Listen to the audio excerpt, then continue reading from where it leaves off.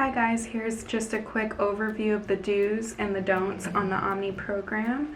So you do not want to work out on the Omni Drops program because you will put your body into starvation mode and you're not eating enough calories, so it's not advised.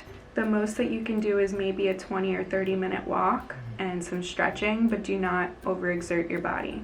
Do not take any unnecessary over-the-counter medications unless absolutely necessary, directed by your physician.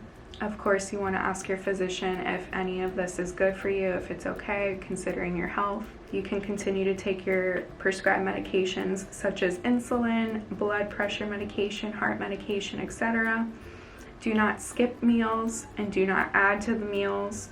Do not eat, drink, chew if it's not approved on the food list. Do not consume sugars or starches of any kind. Weigh yourself using a digital scale every morning after a bowel movement at the same time in the morning upon waking up. You want to get on a routine and eat at the same times every day and not eat too late because that will affect your scale in the morning.